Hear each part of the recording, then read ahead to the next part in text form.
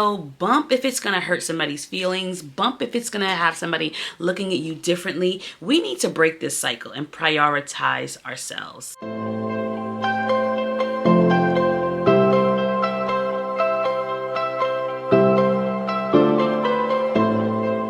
Hey guys, welcome back to my channel. My name is Ann Garcon, and on this channel we discuss all things faith, lifestyle, and sister locks. I haven't done a sister locks video in a while. That will be coming very soon. However, I'm sitting here and I'm working and I'm just thinking about some decisions that I've been making this year already. And it's only a couple of weeks into January. But I wanted to talk about something that's so important, and it's really just knowing yourself. This topic is close to my heart because I feel like oftentimes we allow ourselves to be pressured like into feeling certain emotions, and instead of addressing them, what we do is we suppress it because we don't want to hurt people's feelings. We don't want to really share how we're feeling because we don't want it to rub anyone the wrong way. But it's your life. Like, you need to be good for you, right? And so bump if it's going to hurt somebody's feelings, bump if it's going to have somebody looking at you differently. We need to break this cycle and prioritize ourselves. Somebody say prioritize myself. That's what this video is basically about. Prioritizing ourselves, because it's so important for our mental health that we show up for ourselves. All right, let's get into it. Okay, so why is it important to know yourself? Knowing yourself is literally the foundation to your mental health. It's the foundation to your emotional well-being. If you don't know what triggers you have, if you don't know what causes you to, feel a certain way, if you don't know if you don't know why something is causing you to react a certain way, you become overwhelmed. Overwhelmed not by only your feelings, but by other people's expectations, right? You begin to suppress your emotions. You don't talk about it. You just kind of keep it in, which can lead to stress and burnout, right? And another thing is that you struggle with decision making because you don't know if you should say something, or if you shouldn't say something, and it causes you to become disconnected from what you really, really want. So we need to know ourselves to live a better life. Like, you have to know what your emotions are, what your triggers are, what your needs are, and you should be able to express them. I used to be that way. I didn't like to hurt people's feelings. I was what you would call a people pleaser, and sometimes I feel like I do that still, right? God is working on me. But what that does is, when you suppress your feelings, like, you might feel okay about it in the moment. But did you know that those emotions don't go away? All you're doing is suppressing it. Like, you're pressing it further down, but eventually it builds up over time, and you don't want to have like a breakdown of some sorts, right?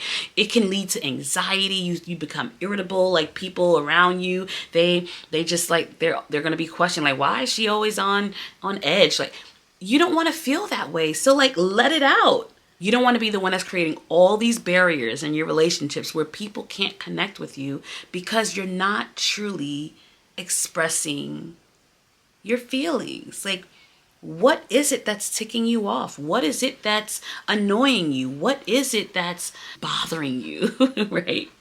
It's important to acknowledge those feelings and address them.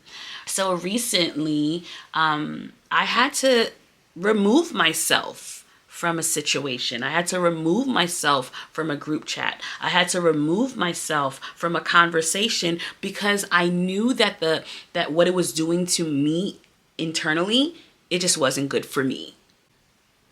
Okay, I wasn't thinking of the person in the moment or the people in the moment, but who really matters? Like, you have to truly be your best self. And if you do it in a way that's polite, if you do it in a way that's kind and caring and kind of maintaining that safe space, it should be fine.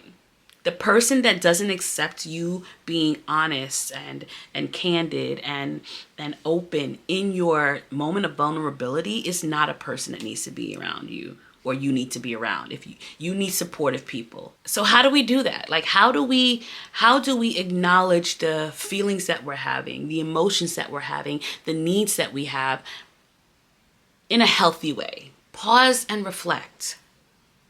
Think about it. Check in with yourself. Ask yourself the questions. What am I feeling? Why am I feeling this? Why is this uneasiness? Why do I have this uneasiness? Like, why am I feeling this way? You can either journal it. The way I do, I always, in my notes section of my phone, notes is filled with like tons of stuff. Just take some time to reflect and just really answer some of those questions. And you don't have to answer it to somebody else. So it's okay if you want to do it just to yourself. Just answer those questions to yourself. Why am I feeling like this? Like, why am I annoyed right now? What's triggering me? Next thing, create those boundaries. Like I told you, I had to literally exit a group chat. I was like, all right, guys, I'm just going to take some time away because for my peace of mind, I need to exit stage left. And I said, if you want to contact me directly. No ties were severed. I just needed to exit stage left. And it was just creating a boundary for me. Not that anything crazy was happening in the group chat. It was just, I just needed the space. I needed the time. And so I took a step back and they welcomed it. You know what I mean? Like, in the past, I wouldn't be able to do that. I would literally be there reading through things that's probably overwhelming for me and just taking on that, just taking it on, and just kind of go and sulk in my personal corner. But I knew that, okay, I know myself. I know that this is kind of creating a little bit of anxiety for me. Let me just leave, And those boundaries weren't necessarily shutting them out. It was just opening me up and protecting my peace. All right, next. Sometimes you just need to take time away. If you need to just go for a walk, if you need to book a hotel room for a night, go for a getaway weekend. Maybe you need to just go on a drive, right? Go get some ice cream.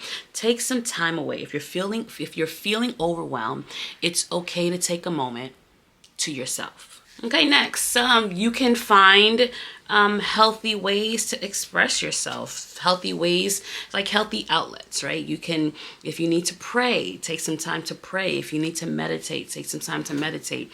Read your word, talk to someone that you trust. If you have a person, find your person and just share. You may want to go out and like sometimes I'll literally, like with my daughter, just color or paint, right? Find a healthy outlet just to release those stressors. My number one outlet, honestly, has been prayer.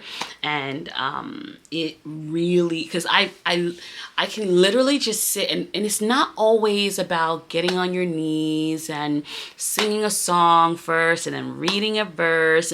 It doesn't have to always be scripted. Like, can we do that in God's presence? Sure. You can definitely be more intentional about how you enter into his presence and how you do your devotion times, right? But there's sometimes I'm just sitting in the kitchen and I'm doing dishes and I'll just start praying, right? Just talking to God. It's simply talking to God, right? And what it does is that it reminds me that I don't have to do everything on my own. It reminds me that I have someone who's stronger than me, who's more powerful than me, who's actually in control. Because like, did you know you're not in control? Right? Who's actually in control, that I can pour my heart to, that I can release my anxieties and my fears and my frustration and my sadness to. And he answers. He answers every single time. Because sometimes I'll just sit there and I'll just like literally just start crying and sometimes even my tears are prayers that he understands. And so I encourage you to let it out. Know yourself. Acknowledge those feelings. Acknowledge those needs. Acknowledge those triggers and do something about it. Don't suppress them anymore. We're in 2025, y'all. Like, we're not holding on to things. We're not holding on to baggage any longer. It's not helping you. It's not doing anything for you. It's only making you worse. So I encourage you release it. Release it. Release it. You need to be your best self. And you are only your best self when you're your best self spiritually and mentally. Because then every other decision is made from a proper place.